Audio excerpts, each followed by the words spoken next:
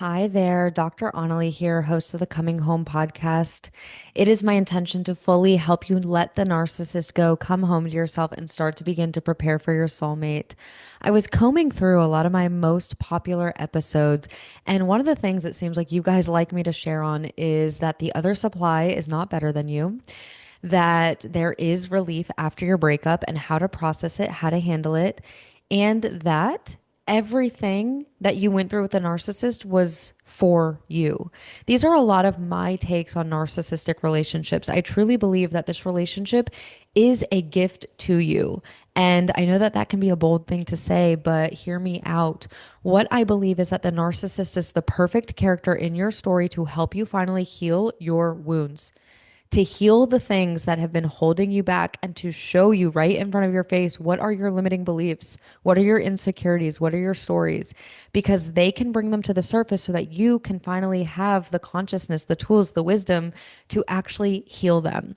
This is exactly what you would do on a 30-minute call with me. You would start to begin to share your wounds, your trauma, what it is that you've gone through with the narcissist or the avoidant, and I will reflect back to you, what is your wound? What is the story?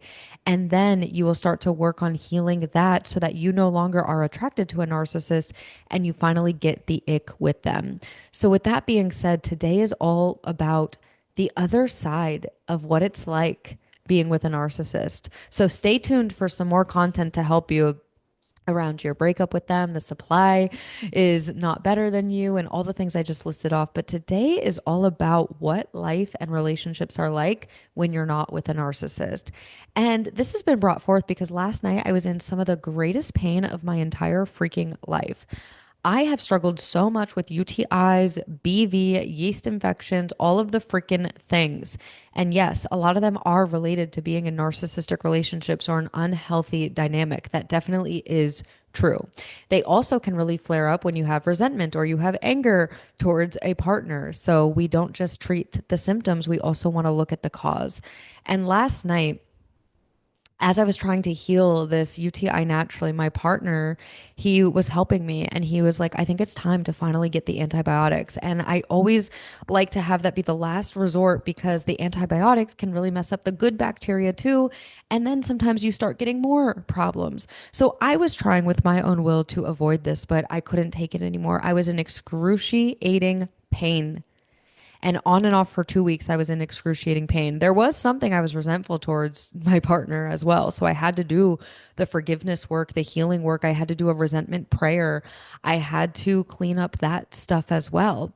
And I also had to do the natural things to try to process this. And trust me, I have a point with all of this. So hear me out. It got to the point where it was so bad that he ended up doing a virtual consultation for me and getting me the antibiotics so we don't have to go mess with going to the OBGYN, urgent care, all of that. And he paid for it and we went and picked it up. He also got me some apple cider vinegar tablets to really help me with this as well and help me with natural weight loss, something I was talking to him about. And in the evening, he gave me a muscle relaxer and some Advil, some Tylenol. And I am not kidding, my symptoms were getting worse. I was in the most pain of my life. I was about to cry. I was just bent over, not able to even think. And it got to the point where it was almost midnight. And I said, I think I need you to take me to the hospital. I think I need some kind of pain relief. I know we already got the antibiotics, they're going to kick in, but I can't even think straight. Like, I can't sleep. I'm in so much freaking pain. And we agreed if after he goes and gets me the Azo, the strongest, strongest maximum strength for this UTI, if I still have the pain, he will take me to the urgent care, to the hospital, and we will do what we need to do, even though he had to drive to Miami to do this big job.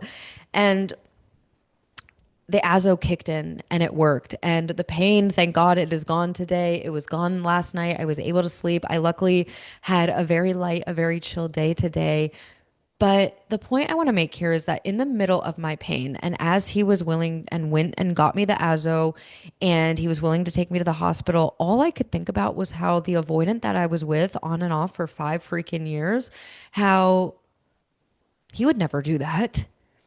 Never in a million years would he be the kind that would offer. He was always the one drunk and passed out. He couldn't even take the trash out. He would leave the pizza box out. I was always the one who had to clean up after. Would he be the one that would stay up and be sober and be able to take me to the urgent care?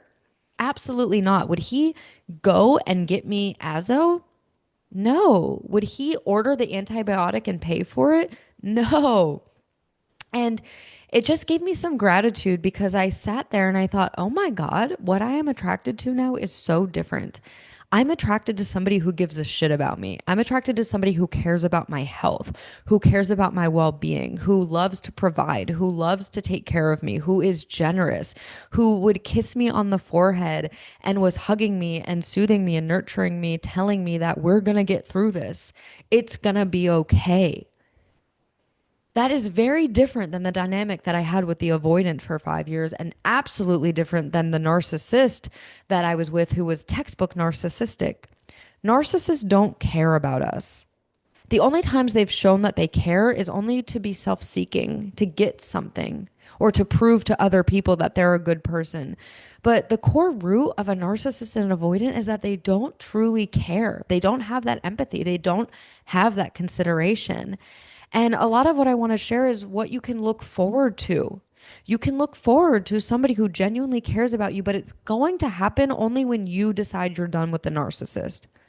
This is the key here. The reason I'm able to be a match and a magnet to the kind of partner I'm with now is literally because of all the work I did. The work I did to close the door and to heal and to not be attracted to narcissists anymore. I was on the phone with one of my clients who's been with me for a year and a half. And when we first met, she was in the process of going through a nasty, horrible divorce with a textbook narcissist, full blown liar, cheater, psychopath, all the things, put her through living hell. And now, a year and a half later, she is so on the other side that she has nothing but the ick for this person.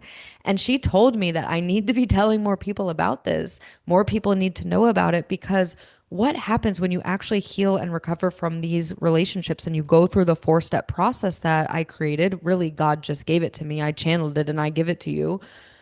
Is that you have a psychic change, the obsession, the desire, the ruminating, it leaves you. And once you do that, you see it clearly what this relationship was. And I started to see clearly when I took myself through the 4 steps to be done with this 5-year situationship, that this person doesn't care about me, but I participate in the dynamic. Where are you participating in the dynamic? For example, he would leave and come back. He would be on dating apps and then he would come back. He would come back and he would still ghost me. He would come back and he wouldn't commit to me.